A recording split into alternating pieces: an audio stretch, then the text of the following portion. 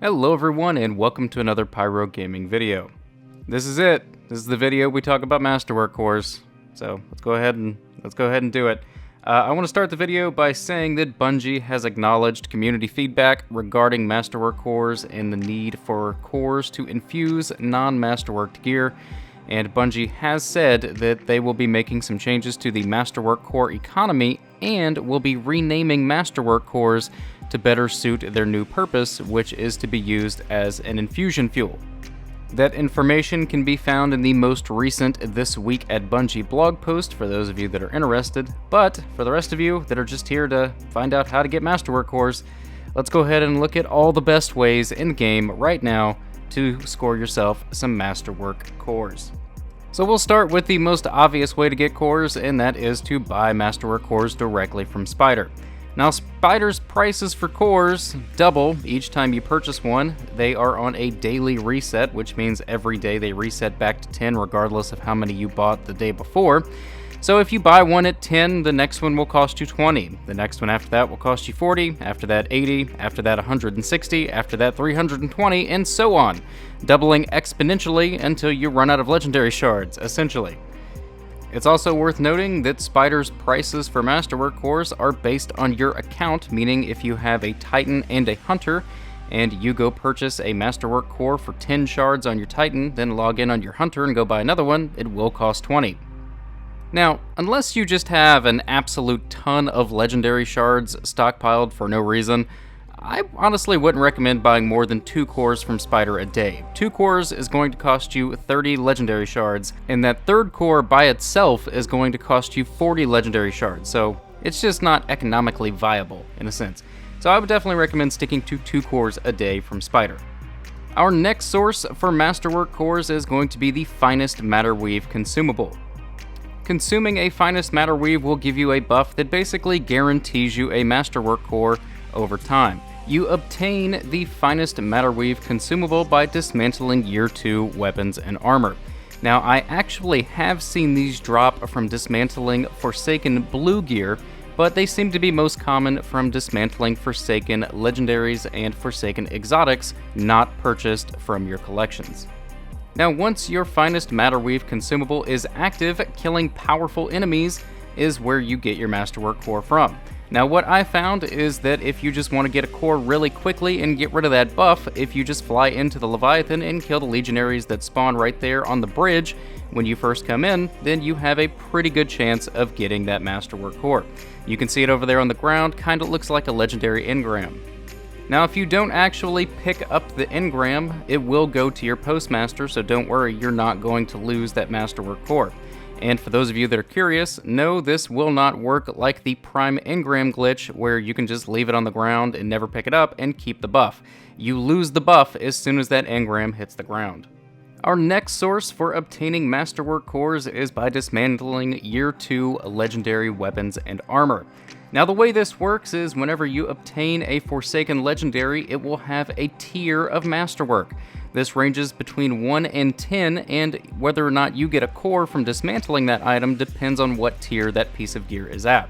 So as you can see here, I have an Edge Transit with a tier 2 Masterwork.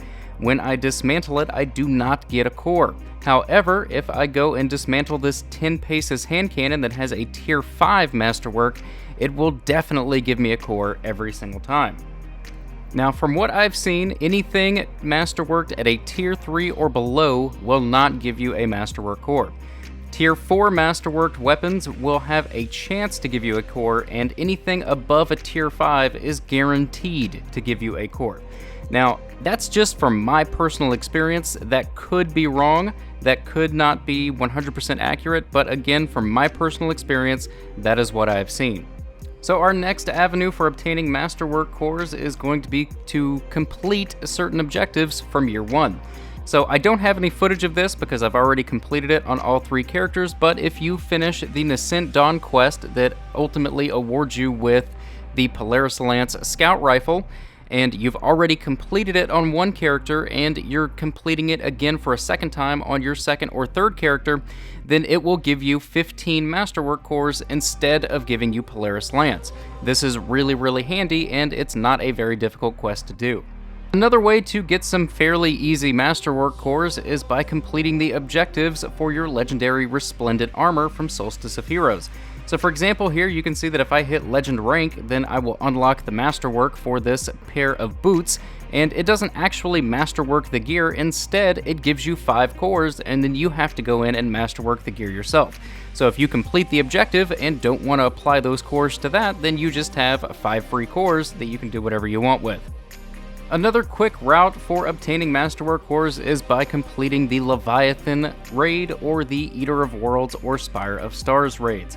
The raids from year 1 actually have a really high chance of dropping Masterworked gear, and now that our light level is considerably higher than the enemies in those raids, they're actually really easy to go in and do. Even Spire of Stars is pretty damn easy. So that's a really quick and easy way that you can go get yourself some Masterworked weapons and gear to dismantle and save the cores. And the last one that I want to talk about, and in my opinion this is the best one, I always like to save the best for last, but it's from Spider. Not purchasing them directly, but instead buying his Planetary materials. You can buy 5 Planetary materials for a certain destination for 1 legendary shard on most days. His inventory does refresh, so you might have to go back a time or two.